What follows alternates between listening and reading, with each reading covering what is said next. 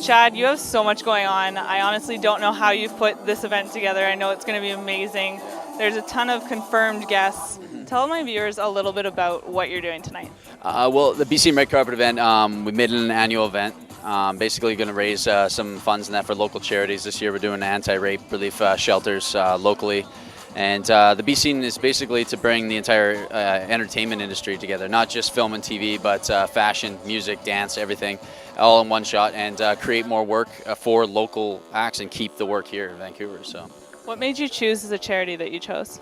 Well, there's just a lot of talk about women's abuse, especially around Vancouver right now and stuff, with a lot of issues with UBC and there's sexual assault and all that. So it was just the timing, and there was a lot of people on our production side that were affected by it. So it just seemed like a good choice to go with this year. So. And I've seen all the Facebook posts. There's tons of donations rolling in. You're also donating part of the profit to the organization. What is that like for you? Why have you chosen to give back? Well, I think it's my family and that have been affected by different types of things, and with cancer and stuff like that. And you do actually see what kind of difference it actually makes when charity gives and what they actually do. So to have something like this where it's getting a little out of control with assault against women and stuff, it's nice to be able to at least help and to try to get that under control, especially locally. So yeah, it means a lot. It's an amazing thing that you're doing, and when you have so much other stuff going on, you're not just one part of the industry. You do the directing, the writing, the acting. You do it all. You have a ton on your plate right now. I want to talk a little bit about Played. I watched an episode you were in last night. Yeah. Can you tell us a little bit about your character? Yeah, it's a character named Isaac Tibbs. He's like a lead gang kind of member, and he kind of helps these undercover cop team kind of get into the gang world as he finds out that some bad stuff towards him is happening within his own gang. So it's kind of a toss-up between helping them out and helping himself out. So. Now, knowing you on a personal level, knowing that you're not like that at all, right. I sat there and watched it, and you gave me a heart attack. Just the stuff that you went through, you made it so believable. Thank you. I need to know how you do that. I think it's a big aspect is who you work with as well, and how you can read off of them. The director is a huge thing. The director we had on set, he was amazing. He's just he lets you get into a character as many takes as you need to get to that level, and when you have other people that are so involved in that scene and there's no distractions or anything like that, it's very easy to get into and read off of them and stuff and it was, as you can see, it was some pretty intense scenes.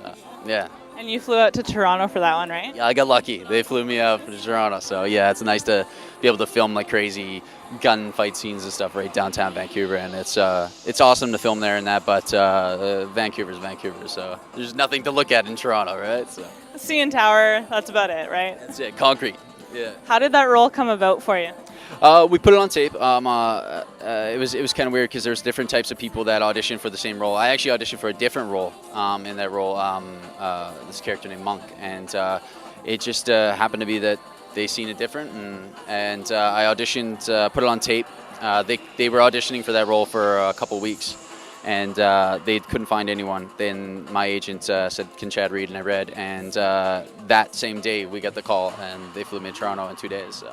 I was going to say, I remember it all happening pretty quick. Fast. You were pretty stoked as well. Very fast. And I mean, anytime you have a big role like that and you're flown out to Toronto and you're working with big people and a big network, it's always fun. So. And making big moves for a part is something you're kind of used to. Not necessarily the travel, but breaking some ribs or bruising some ribs, that's all a part of who you are.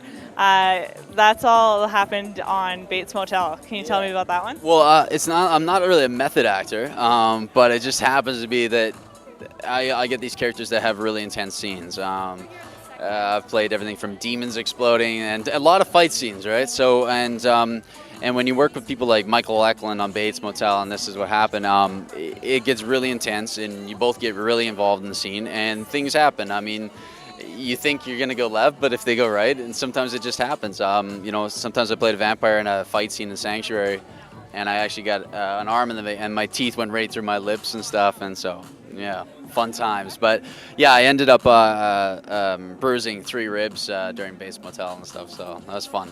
fun. Do you know when that episode airs? I believe that's the second episode of season 2, so 2014, I think. It's coming. I'm looking forward to it. It's going to be good. Scary, as usual, but it'll be good. And I know that you did some auditioning recently for something huge. I don't know if you're allowed to talk about it. Yeah, well, they requested a read for 50 Shades of Grey, which is obviously it's big. A little bit. It's a little big, right? And it was kind of shocking to even get that call, but it was great. I can't say anything right now. Obviously, I don't know what's happening, but I would assume that hopefully soon we'll have word on it. So. Well, I'll keep my fingers crossed for you. As usual, all the best. You're an amazing actor, and I know you're going to go great places. I do have to ask you, what's going on with the whole border thing right now? So basically, right now, we've tried every type of rescission process there is. Unfortunately, they just will not admit what they've done is wrong, even though they've sent a letter to us saying it was wrong. They still won't rescind it. So in February we can do a waiver. You have to wait 1 year from the ban to get it. So we have to do a waiver process, and my lawyer is pretty confident that'll go through, as that's the border's quiet way of saying, "Go away, Chad. Stop talking to publicity." Well, you're doing what you got to do, right? Like you guys at all. Oh well, what can you do? Yeah. One more question. You know what it is. Will you show me your socks? Oh my God! Did you ask me? I'm so boring today. I'm actually wearing black socks. Chad. I'm so boring today, right? I'm gonna actually go upstairs and change my socks now, just in case I get that, and then I'll come later and I'll show you the new socks. All right. All right. I'll hold you to it. Okay, I will. Thank you so much. Thank you so much.